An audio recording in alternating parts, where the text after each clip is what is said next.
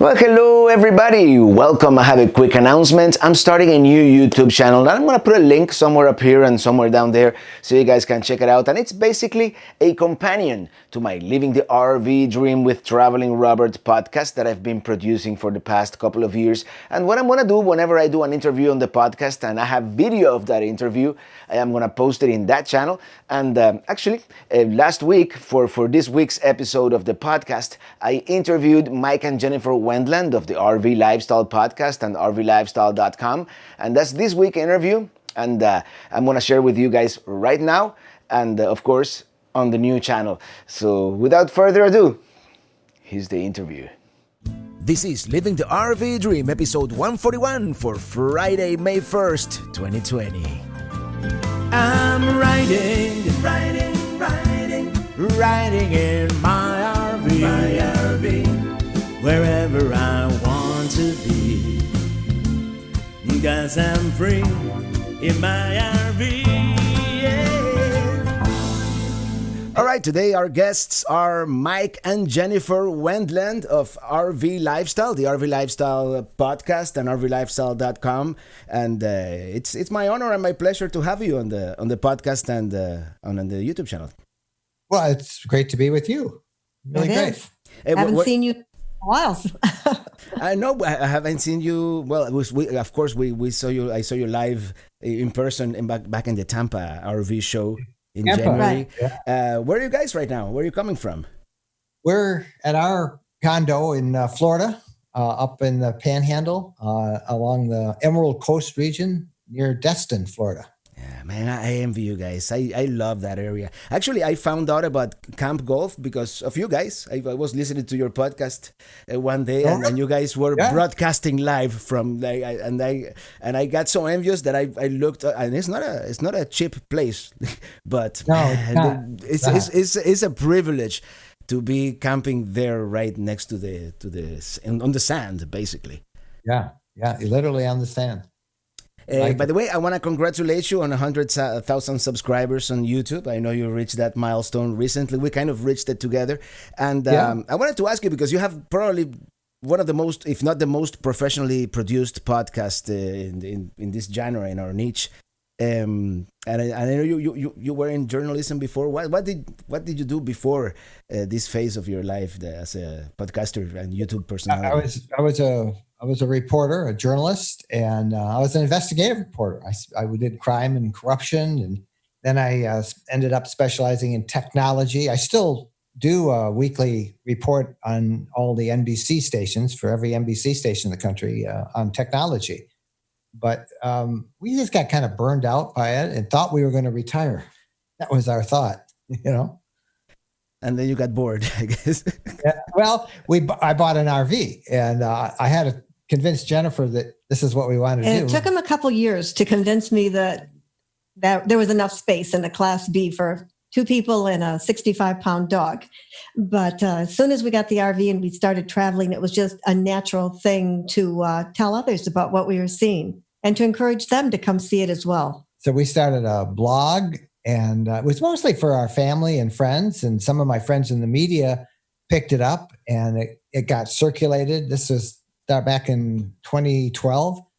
And then we got a couple of people who wanted to sponsor us. And then we started a podcast, and that's been, almost 300 episodes. We record tomorrow, the day after we record this interview with you, and that'll be episode 292. So we've been doing that. And the Huggins actually were very helpful for us when we started the podcast. In fact, all the equipment that I got based on their recommendations, at least first. Now we've got new equipment, but they were just very big helps in getting us going on the podcast.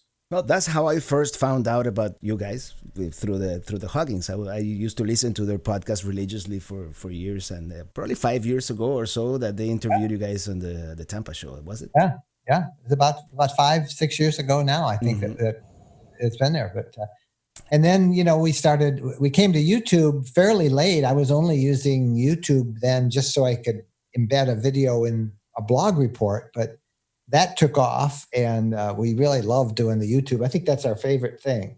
It is making videos, sharing what we see, what we find. Like you do. And and from that, we decided that, so many people have gone the routes of Patreon and different areas to generate revenue. And, it was all at the mercy of somebody else. If somebody shuts down or if YouTube changes an algorithm or Facebook changes something, you're kind of at their mercy. And so we started writing books, short 7-day travel adventure guides. And we've now done 7 of them and have about 20 more that we'll be putting out.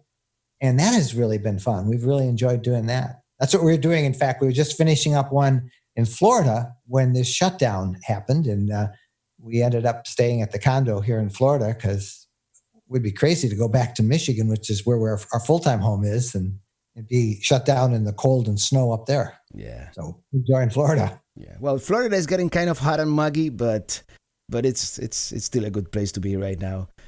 It looks like Michigan is going to be shut down for months if you listen to the news. I know. We've got a crazy governor up there. And I don't know when Michigan's going to open up again. So, but we got to go back at least check the house, and then we can take off again. Okay, going back to the moment when you decided to start RVing, what sparked the idea? Were you campers before you were RVing, or you just jumped into this lifestyle just like that? Oh, yeah. We when we were first married, we had a little 13-foot Shasta travel trailer, and we loved that. We would travel all over in that. And then we started having children, and we went to a pop-up camper.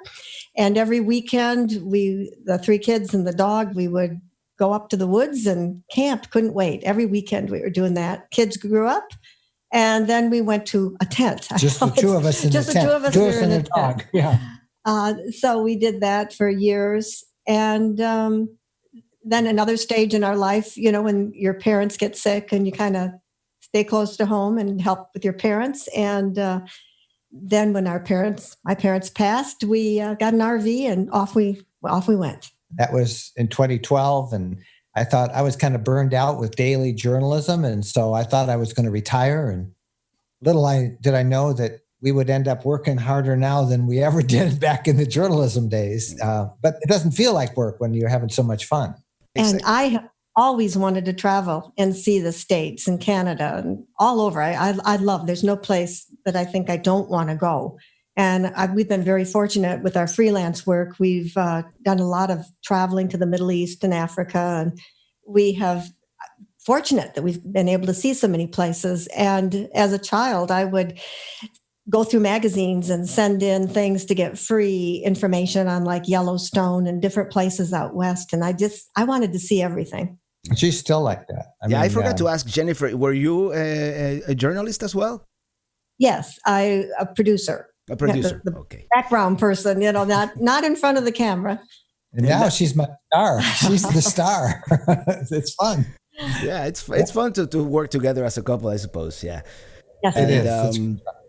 And let me ask you, why a class B? Well, right now you have a B plus, which is actually it's a kind of a misnomer. It's more like a C minus. It has more in common with a C than a B. That's what we call it, a C minus. It's really a C minus. Yeah, I probably got that expression from you guys. Why did you decide with this type of rig? Because I would drive a B. It was between a B or an A when we first looked at RVs. And I said, Mike, I am not going to drive an A, but I will drive a B. So we got a B. And we've been with them ever since. We've had, this is our 6th RV that we have. And this is the first one we bought. Well, we bought, our first one was a used one. And then we had a sponsor who provided us one.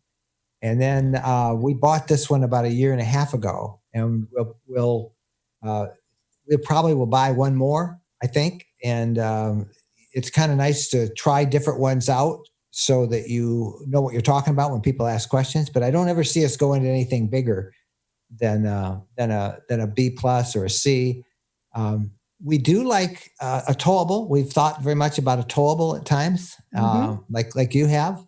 I could see us maybe in that sometime. Yeah, I could see us in that too.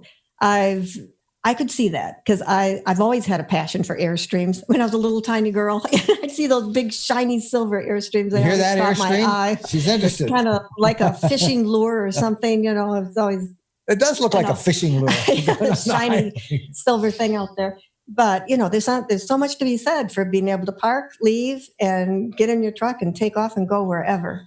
But we love our bees. But something small like we have just the two of us and our dog, and he'd probably like bigger. But if the one we have now is big enough, I can always have a separate work area where we can edit. One person could be doing writing, and the other can be editing or doing photos, and it's just a little bit more room in that C that we have.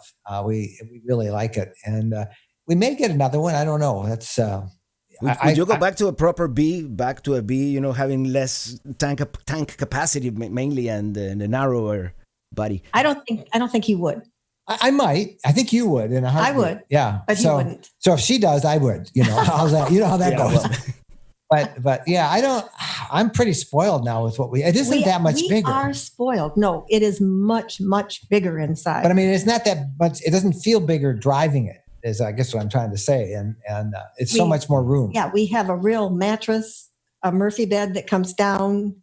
We have a shower, a dry shower. And we never used the shower, even though we had one in our bees. That's never because I wouldn't them. let him, because I was the one who had to wipe down the moisture. They were really. I didn't want mold. And so in this one, it's a dedicated dry shower, and it's a beautiful shower. Yeah. I mean, we are so spoiled. Yeah. So I've seen you have a leisure travel van. You have the Wonder, is it? We have the Unity. Unity, that's right. Yeah. Mm-hmm. Yep. You did a video on it. I saw it a couple months ago, so I know you did one. I've been to all the RV shows and I've done videos almost anything. I can't even remember sometimes.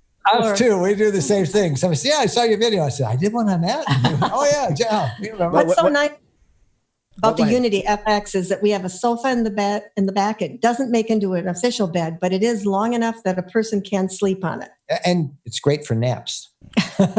So. What are your thoughts on your thoughts on slides? Do you think we have a slide on ours, and it's only a small slide, but I have no problems with it. Slides used to cause a lot of issues, but they've really improved the gearing. That's where most of the problems were.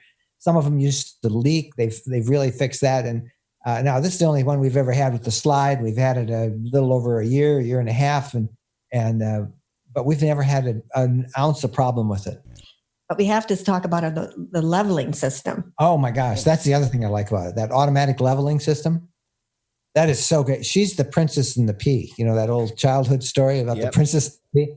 And I could never get the bee a level. It was always off this way or the other way. I mean, we weren't even close. We're talking back in. Good enough. I mean, I can sleep, He can sleep standing up. But this thing is so nice because you just push a button and it automatically levels it. We really do like that.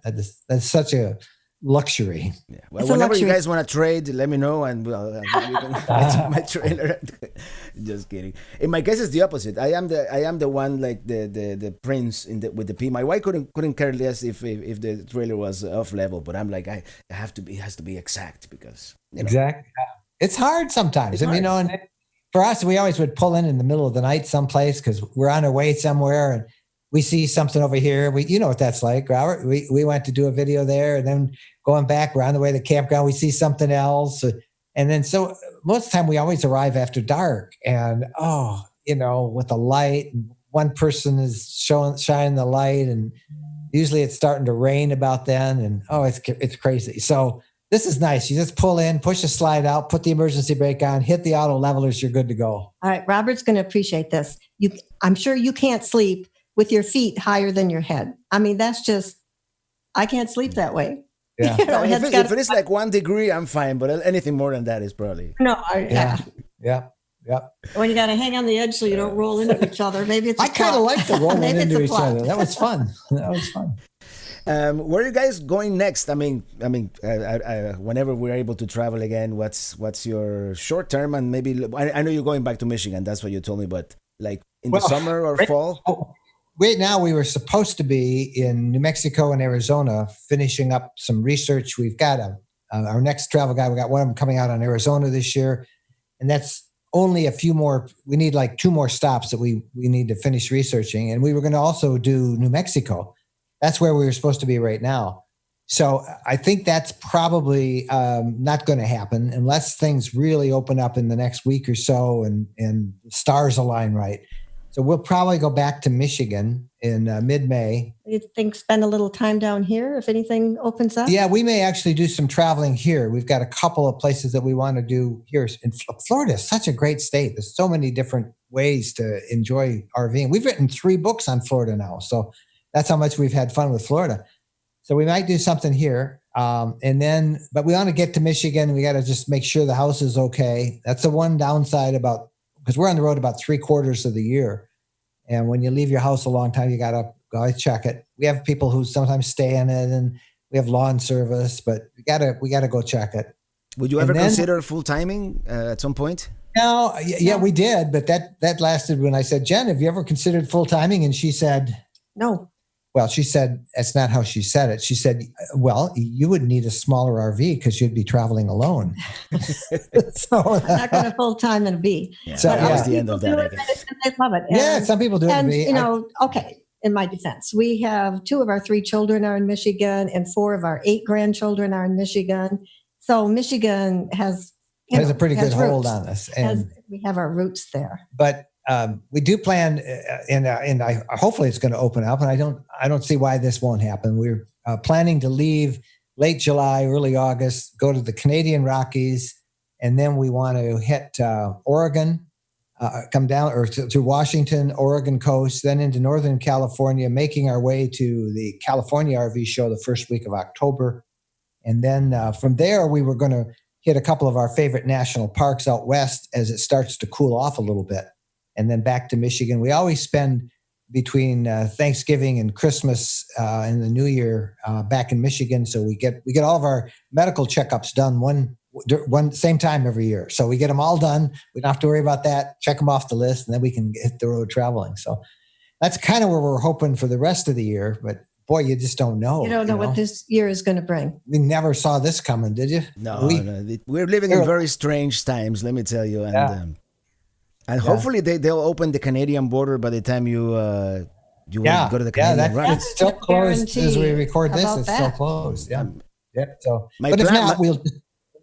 my plan this summer was to do Alaska, and that's postponed until next year for sure.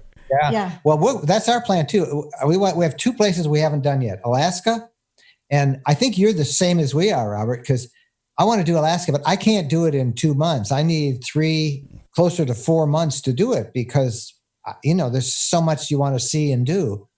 We also want to do the Maritimes in Canada, and that's the same thing. That's about a 3 to 4 month trip. And so we had hoped to do Alaska. That was tentatively on our idea. We thought there was even a possibility that we could do it, but that's not going to happen this year, and the Maritimes won't happen. So every year we want to go to Alaska. And then about 4 years ago, we were planning on going to Alaska, and our children surprised us by giving us a puppy. That dog, Bo. And so we weren't going to go to Alaska with a puppy. No. We had to get him a little bit older.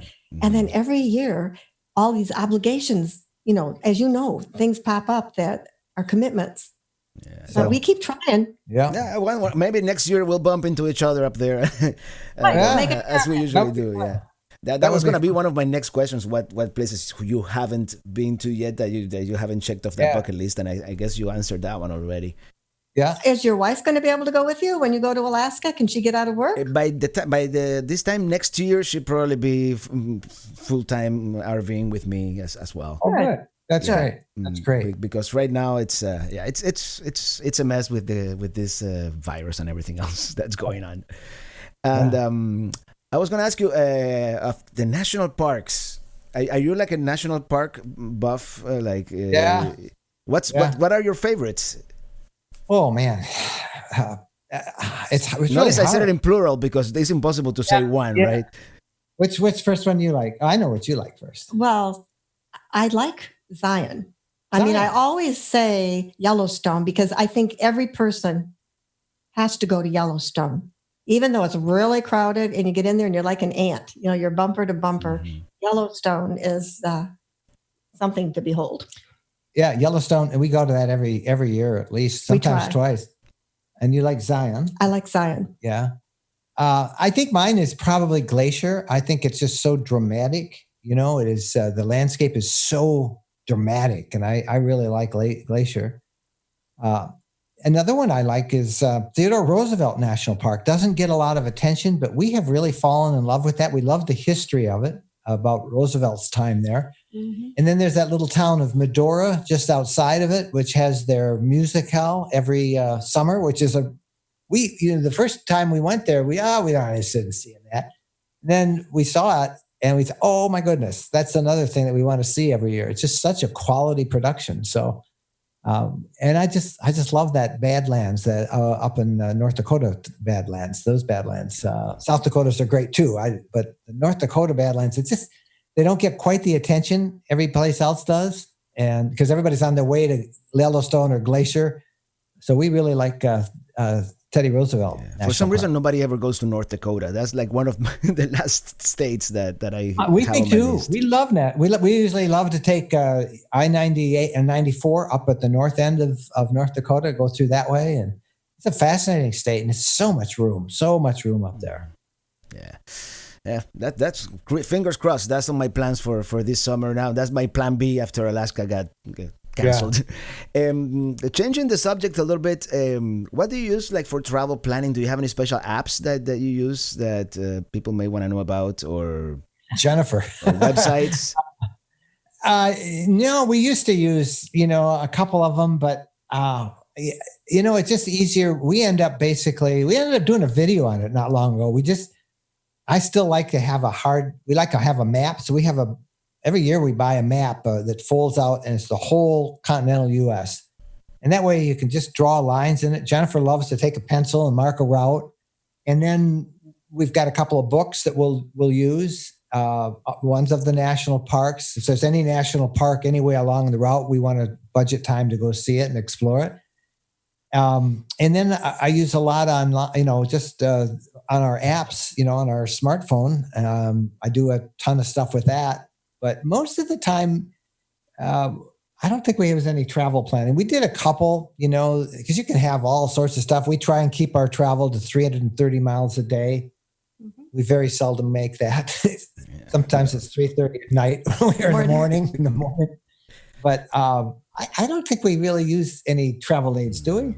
No, we just kind of go for it. Yeah. Once we take off, we go. And what we have found is if we plan on something, we like to kind of know what's in an area, but so much of what we find is serendipity and stuff that we just stumble upon. And I think you do the same thing.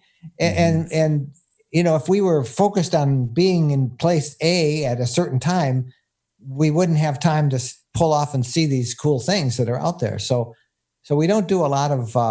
and we don't do that anymore because we've been so upset that we had a reservation. We had to get someplace and we were missing something.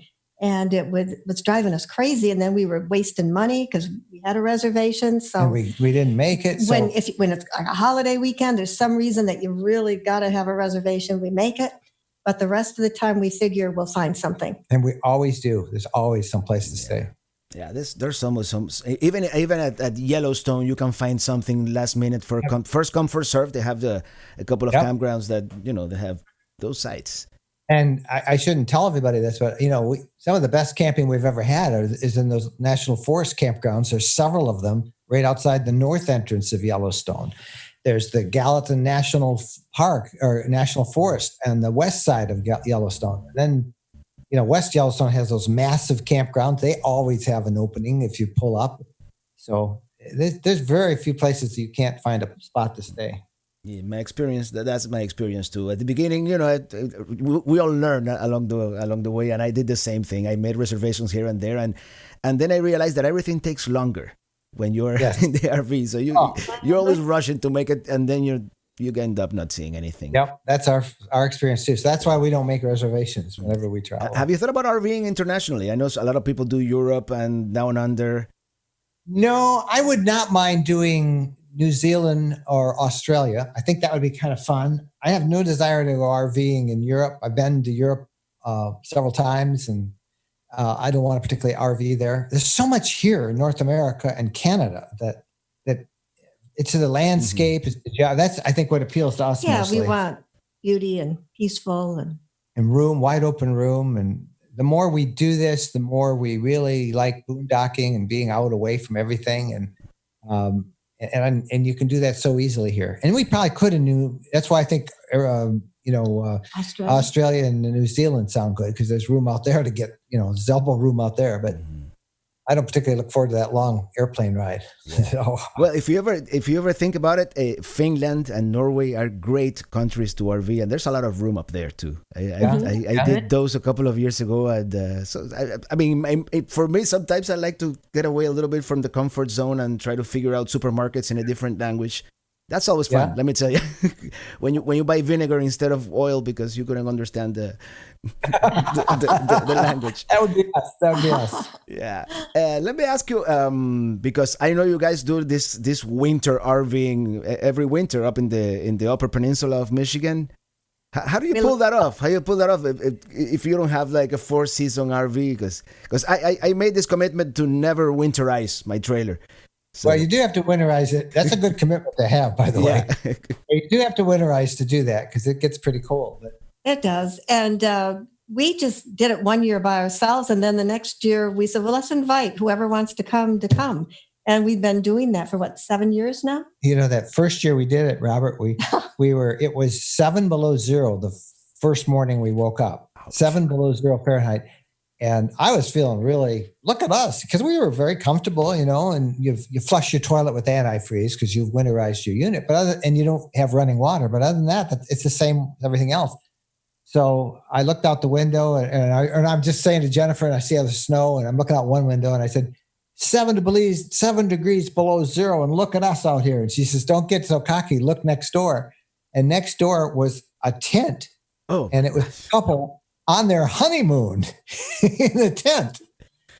And there was another tent as well. Yeah, we found that. People were tenting. So it's all what you're used to. Yeah, and it's fun. It's just like you just wear more clothes when you go outside. Everything else is pretty much exactly the same. You have big fires. We cook out. We eat around the fire. We gather around the fire, and it's we usually end up with about 50 people. We could probably do 200, but whenever we have a gathering of our own, we always limit it to 50, because that's about the limit we have found where we can actually meet everybody and get to know everybody. So we keep it that way. Yeah, one of these days, I'm going to join you. It's going to be the one and only time I'll winterize. It's fun. Everybody would love to see you do it. If you're going to come, you should go into Minnesota and some of the dog races, the mushing. Oh, yeah. Make a trip out of it. That is fun. And Minnesota up by Lake Superior in the wintertime. Oh, is that beautiful. We camped one night out there. You're a ham radio operator. Yeah, I had volunteered to help out at a sled dog race. And we camped out in the middle of nowhere, up near Finland, Minnesota, almost the Canadian border, not far from Lake Superior. The real temperature got down to 21 below zero. And the wind chill was like minus the wind 50. chill. Yeah, it was just unbelievable. And we were as comfortable as can be in there. And it was funny because we had a different dog then, and we took the dog out to do his thing at night. I took him out, bundled up, took me 5 minutes to get all the clothes on. It was so cold. He went out and he wanted to go right back in. He was acting weird. And I think, well, I guess it's too cold for the dog. And our dogs are like sled dogs, so. Norwegian elk hounds. But they're made for snow. But it turned out there was a pack of wolves out there. He had more sense than we did. And when dawn came, another volunteer came for that race. And they said, did you see him? And I said, what? This is the wolves all around us. And later on, we heard them howling nearby. But that was just so awesome. It was a great adventure. It was a great adventure, yep. One of these days. I don't know. I think we don't have them sold on that winter camping yet. I think your Northerners have a little more tolerance than us. I was born in the Caribbean and I've lived in Florida for 30 years. So I don't know, but I want to experience it one of these days. It's worth it. I wanted to change the subject a little bit more since you're a technology reporter as well. And this is something that the eternal struggle of all of us who are on the road. What do you do for internet? Do you have anything that is reliable, unlimited? And I have everything up on the roof. I have 2 WineGuard systems, one on AT&T and one on Verizon. I have the Verizon MiFi card. We have our iPhones. I have a WeBoost cell phone booster, and I have also a satellite dish for Dish TV. which will work. So I can watch movies. We can stream them over the internet. Mm-hmm. But all things aside, there's no need for almost any of that stuff except for that MiFi card. We have found now, when we first started, I needed backup and I needed the cell phone booster, but now I think there were 2 occasions in the last year where I did not have a strong enough signal to get reliable internet with just the MiFi card, not even using the cell phone booster. So that's why I have AT&T and Verizon, and one of those systems was just a couple of weeks ago before the shutdown, a couple months ago now. We were at the Flamingo campground at Everglades National Park, not too far from you, at the very, very southern eastern end of the Everglades. And there was no Verizon signal there. There was a AT&T. But that's the only time in the last year I've had trouble, getting a signal on just the MiFi card. So all that stuff said, MiFi has been 99.5% solid and reliable for us. And that's changed. When we first started, the network was very spotty and it wasn't 4G, it was 3G, which is very slow. And to do this kind of video and you need a pretty good connection. And we've had no problems finding them, even in some of the most remote places of the country now. Mm-hmm. No, definitely. I'm that guy that I bought that Togo device that they sold. I had one of those too. Yeah, and now AT&T pulled the cord. Yeah. So. Well, we got taken by that one, didn't we? Yeah, we did. And I was like, yeah, $30 a month. That's awesome. But you pay it yearly, and I only used it for 3-4 months. So I ended up paying about $100 a month, which is not a great deal. Yeah, I have it too, and now there's talk that Togo was going to make it work on other networks, so you could get a Verizon. The Sprint T-Mobile merger, if that ever happens, that's going to be a viable option too. Combined, they have a pretty good network, but at this point, I think that device is just a piece of white junk. Isn't you know about this thing? Isn't like Sprint and T-Mobile like totally different technologies? Isn't T-Mobile like GSM and Sprint was PCS back in the day? I don't know what they have now. But I think they're going to somehow change that and make it one. I don't know which one it will be, but we'll have to wait for 5G, if anything. Yeah. And that's coming quick. That's going to change everything in 2 years, 3 years, and then the technology that is really exciting is this low orbiting satellite technology. Yeah, the Elon Musk, what's it called? Starlink or something like that, right? Well, I don't know what he calls it. Starlink, I think it is that. But we tested out an antenna a couple of years ago made by a company called Kymeta, which looks like a pizza box, but it's a flat antenna and it automatically tracks all the satellites. And it's just really powerful. So you can, while you're on the go, it's constantly tracking them. But that new network is what that's made for. And the new network will be faster than any broadband we can get anywhere, except maybe the highest business service you can find. And that's about ready to kick in. Those satellites are up and the network is functioning. And now they just got to get the gear. It'll probably be very expensive for the first 2 or 3 years. But once that scale comes up, that's going to be, in 5 years, I would think that's going to be. Can you imagine getting fast internet anywhere on the planet? That would be that's the dream, right? Yeah, awesome. It'll be faster than even most broadband. Astronomers are not very happy about it because it's gonna there's so many satellites. I think it's gonna be bad for astrophotography. But well, you'll have all these streaks going across all of our videos. Talk about technology. Can you tell us a little bit about the gear that you use for audio as well as video? I see you're using Rode mics, and I'm a Rode fan as well. But what else do you use? The biggest thing I have, I don't know if this will work. Can you see that right there? Is that the Rodecaster? Yeah, that is the best piece I've ever bought. That's the Rodecaster. And it is just an amazing piece of technology. It'll handle 4 different microphone inputs. It'll do Bluetooth with a phone conversation to record. It does. I was going to show you something else it does. I don't know if this will play. Does this show up here? This is that's my Stream Deck, and that allows me to run run videos. I can do something like, let's see if this will work. Nope, it doesn't work because I'm not hooked up to it. Right. I know when you do your live streams, you do like you do like an intro and that kind of thing. So that's what And it is. you can do you can show a video, you can put up graphics. So I use all of that, and that Rode thing fits into a nice little suitcase with these two mics. And what else do we have? I got a new camera back there. That's my new camera. What do you have back up. there? Yeah, I've been seeing that. That is the new Canon R, the mirrorless Canon. I do on this table. Where is it? Right. I can't. Let's see if I can show that one. Where? Nope, I can't find it. There's another. I use the Canon MC. EOS 50. I think it is M50. That's what it was. I used that up until I just replaced it with this new Canon R. And then the iPhone is just phenomenal. Yeah.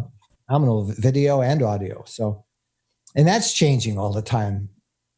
Yeah, we're living in a great time of technology-wise. Now they have this phone that it has like a periscope, so they can have a longer lens, so you can zoom in into I think it's just the new Samsung, and probably Apple is gonna come up with something like that as well.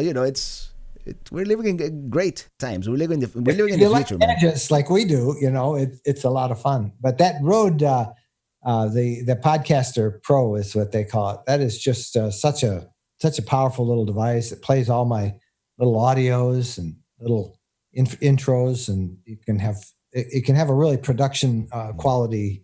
Can you have like compressor, gate, and equalizer, and all that stuff? All that's on it. Everything's on it. Remember 20 years ago, you did a rack of equipment to do some of this stuff. Well, even in ours, I mean, I had to have a big mixer, and I had to have all this stuff that I carried with me, and this is all so much easier now. Yeah. It's good. Really, it's a great time to be alive and see all this technology evolving and in an RV. In an RV, yeah. Everything is so small now that we can get away with. Well, I'm gonna start wrapping this up.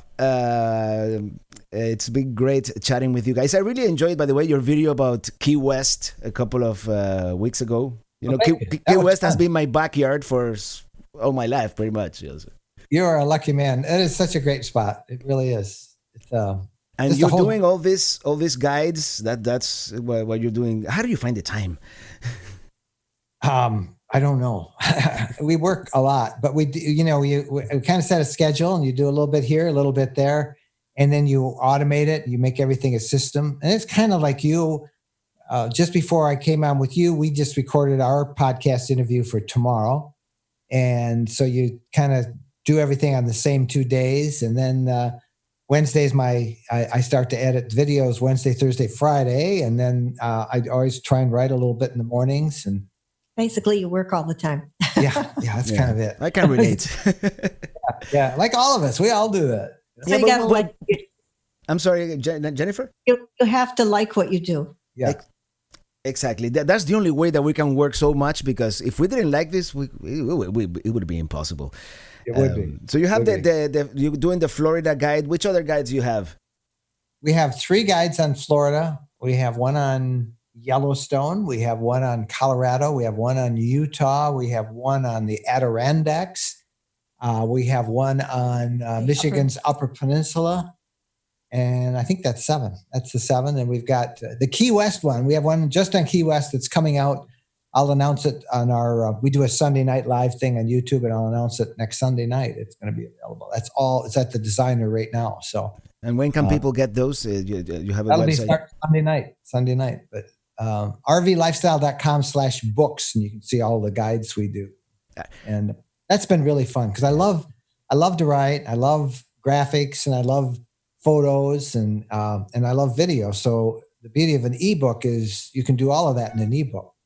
Are you thinking of doing like a long form book in the future? No, I've written a bunch of books in my journalism career. I've written 6 books. It's crazy. By the time it is published, it's way out of date. And, the publisher and the distributors and the bookstores and Amazon, they take so much of it that, a $30 book, the author's lucky to make $2. So we can put a book out for $7 Yeah, and there's really no middle person involved in it, and like our travel guides. So it's just dealing directly with people is always better, and that's I think the neat thing about the internet, and that's why you're so popular, and all the other people who do this is because people are tired of the traditional media and the traditional entertainment form. They want more choice. And this allows us all to have a niche and develop audiences. And this is an exciting time to be in any kind of media right now. What do you think? Mm-hmm. I feel like we're in a little bit of a timeout think period, but yeah, right now. think and plan. Yeah, it is. Like, would you say it's like being a kid in timeout? Parents make you sit in timeout because, okay, now what are we going to do? 6 weeks, 7 weeks into this? I don't think any of us realized how spoiled that we are and the freedom that we have to go and travel and dream. And, we just took that for granted. Yeah, I think we did. Yeah. Coming back. Hopefully. I mean, it's been uncertain for about a month, a little more, and we'll see. We'll see how much of it we get back if we get all of it back. We open our beaches up here on Friday for a couple hours in the morning, a couple hours at night. I don't know about down by you whether they're open, and then the hope is they'll open them right after that again. If everybody behaves, they'll be open longer. Yeah. Mm-hmm. Yeah. Miami is such a highly populated area that I think we're going to be like last in Florida, Yeah, Miami and Fort Lauderdale. But I'd probably be heading up north before that happens. Well, Mike and Jennifer, it's been great having you on the podcast. It's been my honor and my pleasure to have you here. You're one of our favorite people out there, Robert. We usually see you at just about every RV show. And besides California, are you going to do any RV shows this year? Are you coming to California? Nah, probably not. Probably not. That's in August, is it? No, in October. No, October 1st. October 1st. I don't know. I think I'm gonna go to. I'm sorry. This thing is not full duplex. I don't think I can't hear you. What you say? I say I got to talk to you about California. You would like California. That's a great RV show. We've been now. This will be our third year, and we have our fourth year, and we have really found it's probably as neat as Tampa is. So. Yeah. Well, maybe this year I'll make it that way. We'll see. I was thinking of Hershey, and from Hershey to California is a long way, but we'll see. We're going to give up Hershey this year, I think. Yeah. Mm-hmm. All right. And where can people find you if they don't know? RVlifestyle.com. That links to everything that we do. RVlifestyle.com, and that'll find us. All right, Mike and Jennifer, thank you for being on the podcast, and see you on the road, as I usually say. Thank you, Robert. Thank you, Robert.